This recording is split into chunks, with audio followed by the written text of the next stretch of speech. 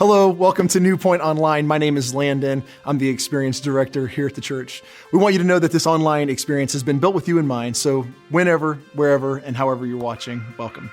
We hope that something you see today really impacts you and inspires you to take your next step. We're excited that you're here. Let's get started.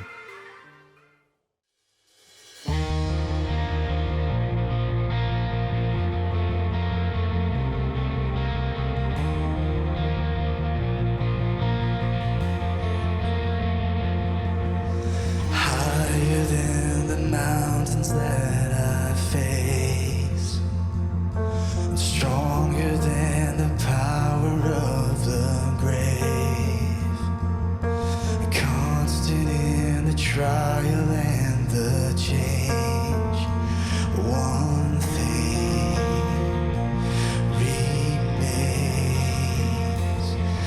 your love never fails and never gives up and never runs out on me. Your love never fails and never gives up and never runs out on me. Your love never fails and never gives up and never runs out on me. Your love.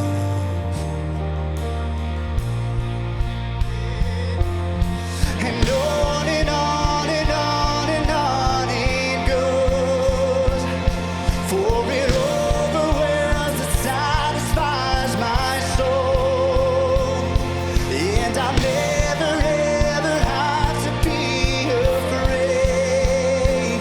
One thing remains, this one thing remains. Your love never fails and never gives up and never runs out on me.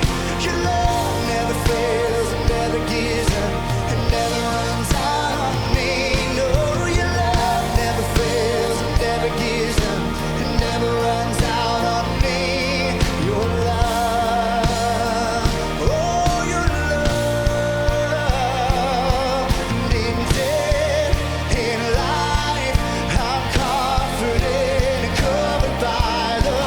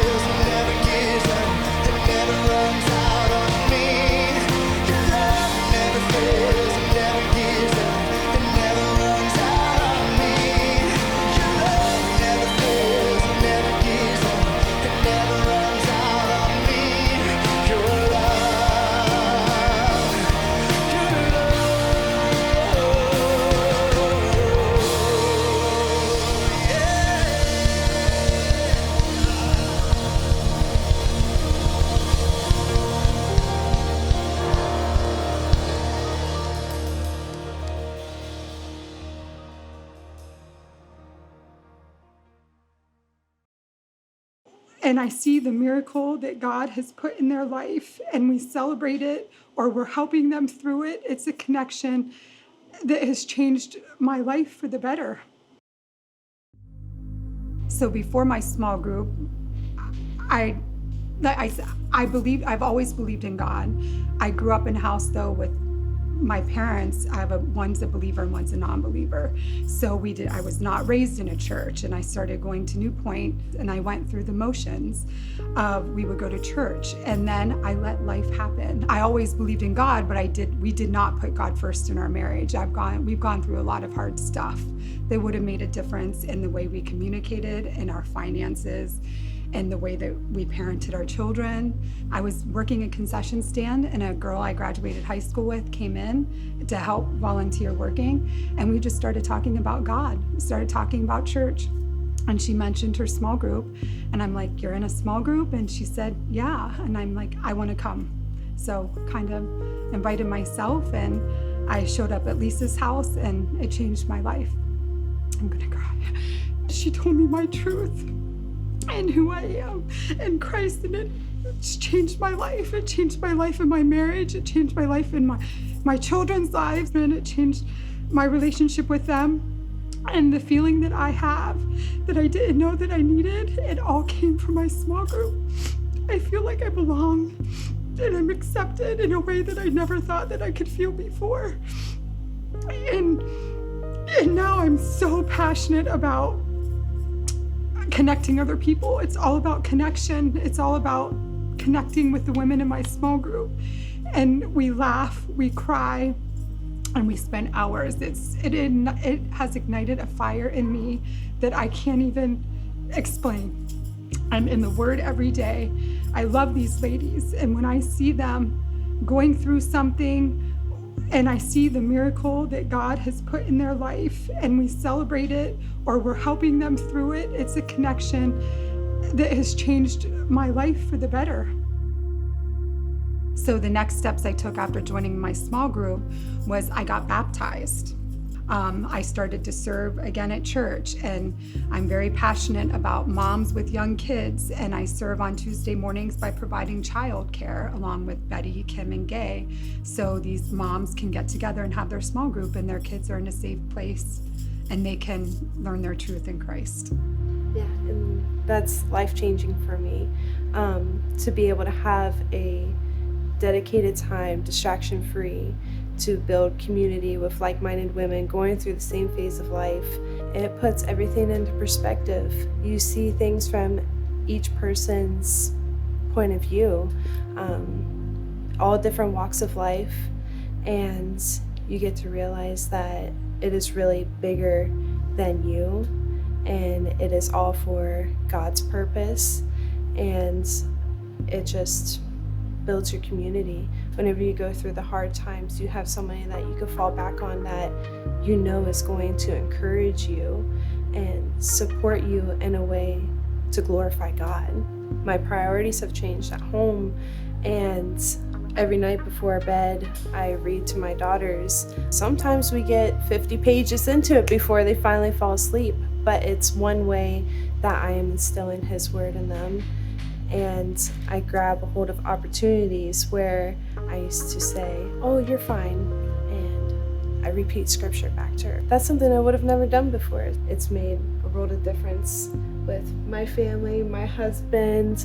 We are getting baptized together, and it's just a world of difference. Welcome. Good to be with you this morning. And what a great story from Amber. So glad she shared that with us.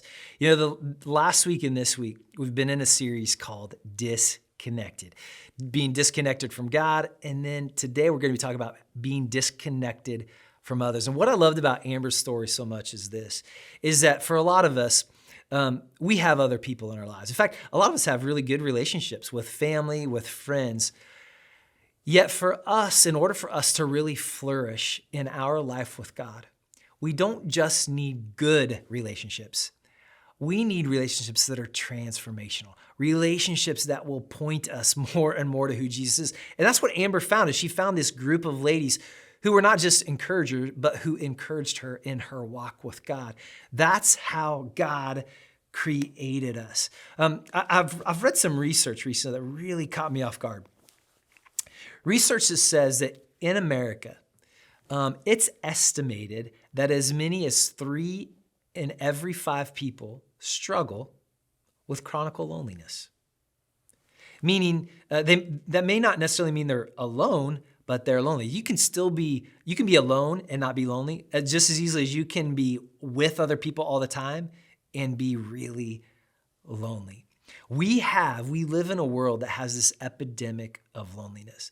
And one of the things that I fully believe how God has created us is that he created us to be connected, to not be lonely, to not be even alone. He created us to be fully known and fully loved. In fact, if you go all the way back to Genesis, the first few chapters in Genesis, we see how we were created to be both fully known and fully loved. In those chapters, what I find just interesting to me, this baffles me, is after every day when God had created, he finished the day with basically the saying, "It is good," or "It's very good," except for one thing.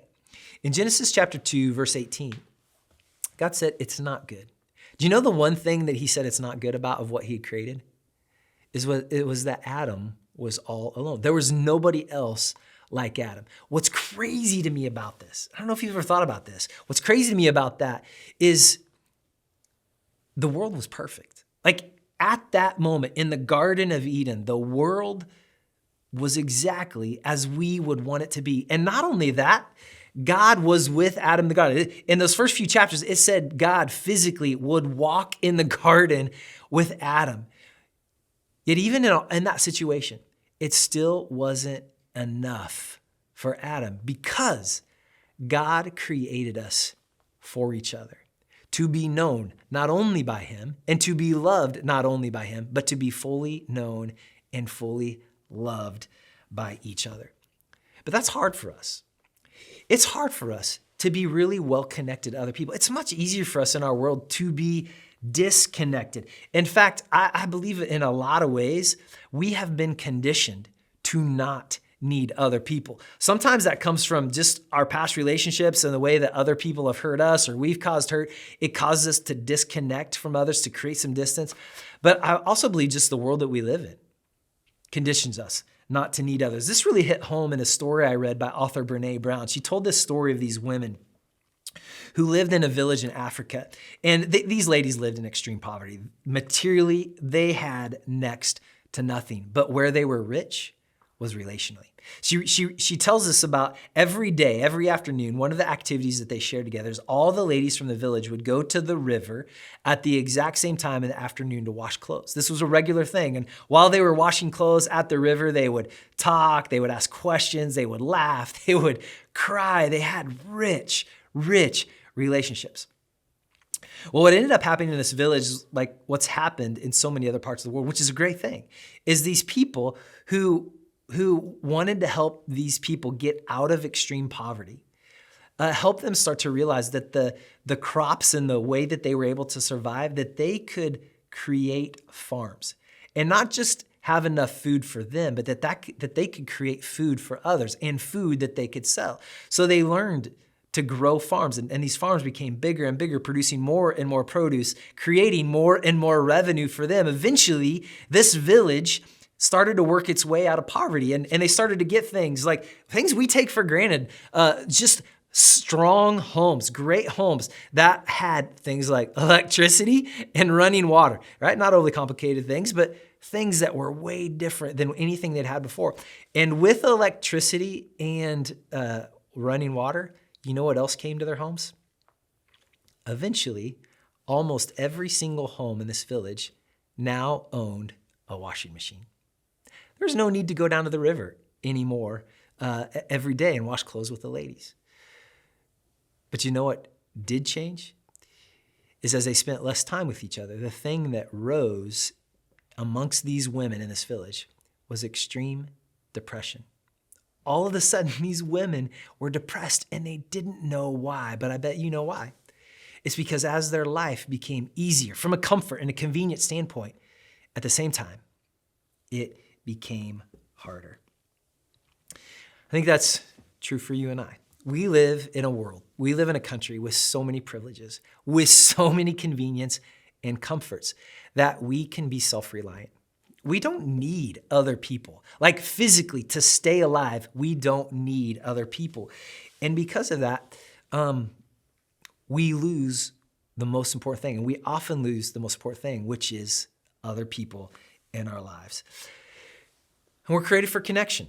God created us to be connected to each other. But in order to find this type of connection for us in this world of comfort, this world of convenience, in a world where we don't really need others, it takes work. There's a cost. There's a high cost to flourishing in our relationship with others. And as we heard from Amber, the more we flourish in our relationship with others, the more we will flourish in our life with God. Those two things are not independent of each other, but are rather dependent upon one another. And today what I'd like to do is just give you 3 quick costs of what it would require of you to have the kind of connection that Amber found and that God would want you to experience, to be fully known and fully loved so that you can thrive in life. So you can experience the abundant life that Jesus said in John 10:10. We said, I came to give you life and give it to the full. We only get to that life alongside other people. Here are the 3 costs. The first is time. In Romans 12:10, it says, be devoted to one another in love. I love that word devoted because what is required for you to be devoted to something? Time. In order for us to be devoted to others, we have to give them time. And I also read something recently that suggested it requires 200 hours to move someone from just being an acquaintance or a kind of distant friend to a really, really close friend. 200 hours of face-to-face time for someone to become a close friend in your life. And for some of us, time is the hardest thing to give. We're busy. You're busy. Some of you might know this, but my wife and I moved to Northeast Ohio about 1.5 years ago, and we moved from the metropolis of Phoenix. Over 6 million people live in that city. And one of the things we found that just really caught us off guard is we actually found that it feels busier here than it did in Phoenix. We're busy, and you're busy. And perhaps the greatest obstacle to you of being like really connected to other people is you just feel like you don't have the time. So let me give you a couple suggestions. For some of us, and I put myself in this category, we just have to make the time. We have to make it more of a priority because it's that important and it's that good for me that I'm going to shift some things around to make time to invest in friendships, in working towards that 200 hours. But for some of us, others, you actually don't need to shift around time. You don't need to change your schedule at all because you already have people that you're interacting with. I mean, for those of you that have kids at sports, I bet there's people that you see multiple times every week. What you need to shift is not how you're using your time, but it's how you're leveraging the relationships you're already relying on. Because time alone isn't enough. Time with someone, time beside someone isn't enough. In order for us to really flourish in our connection, we also need vulnerability. And that's the second thing it costs us, is we have to be willing to be vulnerable. I don't know about you. Vulnerability is not easy for me. I hate being vulnerable. I hate admitting to others that I have insecurities, I have struggles, that maybe I'm not always doing okay, even though I want to present that image. I like to hide. Right? And we hide for multiple reasons. Some people hide because of pain they've experienced. A lot of us, like me, hide because of shame. We hide because of shame. And the crazy thing is that in order for us to heal, in fact, I love this verse in James chapter 5, verse 16. It says, confess your sins to each other and pray for each other so that you may be healed. The way we find healing in life is through vulnerability. It's through confession. I experienced this many ways in my life. One of the most significant ways is after I was married, ironically. I had never struggled with this before, but after I was married, I started to struggle with pornography. And it surprised me. For so much of my life, I had guarded my sexual purity, waited waited until marriage to have sex. Like so many things, I put all these boundaries in place. And after I got married, like all those boundaries left and I started to struggle. There's so much shame. I had so much shame, so much guilt over this new struggle that I had, and it just building and building. Well, one day I had a really good friend, and I hope all of you have a friend like this. I had a friend, his name's Chris, and I finally got the courage to tell him what I've been struggling with. And I say courage because that's what it took. Because I was afraid if I admitted to him, if I allowed myself to be fully known, he wouldn't fully love me. But what I found to be the case after telling Chris what I was going with was the exact opposite. After I was fully known to him, I had never felt more fully loved than in that moment. And I think that's why it's so scary for us to be vulnerable, right? Because we would rather be loved than known, because we have this feeling like if somebody really knew who I was, if somebody really knew what I struggled with, somebody really knew what was going on in this thing up here all the time, there's no way they could love me. But what if the greatest way to be loved, to experience the love, is to be fully known? And I believe that's the power of this verse, James 5:16. Confess your sins to each other. So there's might not only pray for you so that you can be healed. We know about the grace of God. We know about the goodness or the forgiveness of God. We don't fully experience the forgiveness of God, probably, until we've experienced that forgiveness through someone else. Chris was that guy for me. The third thing that it costs for us to have these type of connections is accountability. Do your relationships feel deep? Even think about your closest friends. Do those relationships feel deep? If not, perhaps the missing ingredient is accountability. Accountability is simply this. Accountability is the practice of saying hard things and the practice of hearing and receiving hard things that are said to us. There's a great verse. In Colossians 3:16. It says, "Let the message of Christ dwell among you richly as you teach and admonish one another with all wisdom." I love that word, admonish. We need people in our lives who will admonish us. We need to give people in our lives permission to admonish us. One of those guys in my life is a guy named Dustin. I've known Dustin for a lot of years. And we met for a long time. And Dustin became one of those friends where we could be vulnerable with, and we held each other accountable. We challenged each other a lot. And I'm grateful for Dustin because my life is better because of him. In fact, one time, I remember I was talking with Dustin, and he just said, "Hey, Dave, stop. I need to tell you something." He says, "Over the past few months, as we've been talking, I've heard you talk a lot about your ministry. I've heard you talk a lot about your kids. You haven't talked much about your wife. Are you guys doing okay?"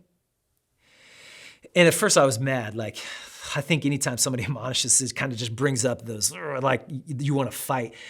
But the longer he was talking, I realized he was right. I hadn't prioritized my wife. I spent intentional time with my work. I was really intentional in my work. I was also really intentional with my kids and how I was giving time and attention to my kids, putting them in my calendar. I wasn't putting my wife on my calendar. And because of Dustin, because of that courage to challenge me, to hold me accountable, my marriage got instantly better. In fact, I would say my marriage is as good as it's ever been because I had someone in my life who was willing to challenge me that I have to be better. Who's that person for you?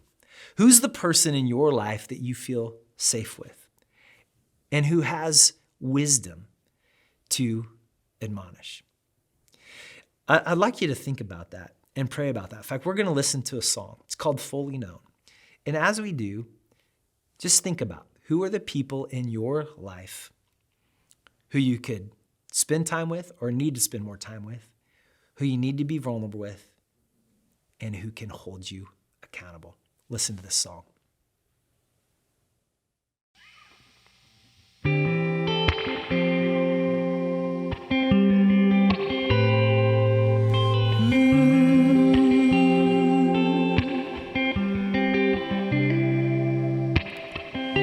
It's so unusual, it's frightening. You see right through the mess inside me. call me out, to pull me in, and tell me I can start again. And I don't need to keep on hiding.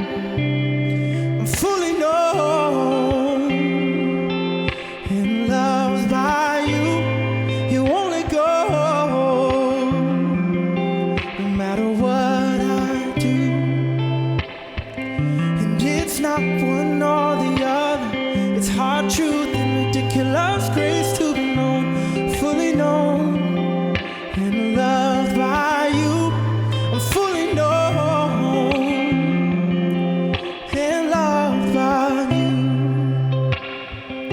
It's so like you to keep pursuing. It's so like me to go astray. But you got my heart with your truth, the kind of love that's bulletproof. And I surrender to your kindness. Oh, I'm fully known and loved by you. You won't let go, no matter what I do. And it's not one or the other. It's hard truth and ridiculous grace to be known, fully known and loved by you. I'm fully known and loved by you. How real, how wide, how deep, how high is your heart? I cannot find the reasons why you give me so much. How real, how wide, how rich, how high is your heart? I cannot find the reasons why you give me so much. I'm fully known and loved by you. You won't let go, no matter what I do. And it's not one or the other. It's hard truth and ridiculous grace to be known, fully known and loved by you. I'm fully known, yeah, and loved by you. I'm fully known, yeah, and loved by you. I'm fully known and loved by you.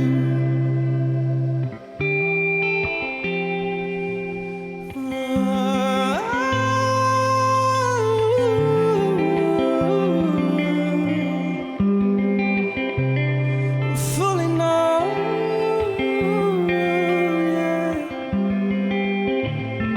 yeah, and loved by you.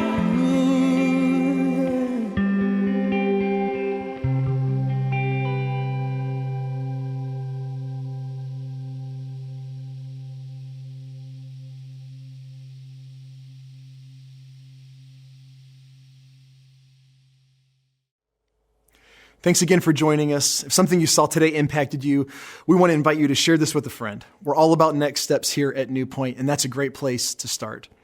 If you would like to see more content like this, please follow us on our social channels and like and subscribe to keep up to date with everything NewPointe. If you made a decision for Jesus today and ready to take a next step, or maybe just want to talk to someone, we'd love to hear about it. Feel free to reach out through a DM, comment below, or by visiting our website at newpointe.org/contact us. This service and the ministry of NewPointe is only made possible thanks to the generosity of others. So if you would like to partner with us in inspiring people to follow Jesus, visit newpointe.org/give or download our mobile app and you can give there.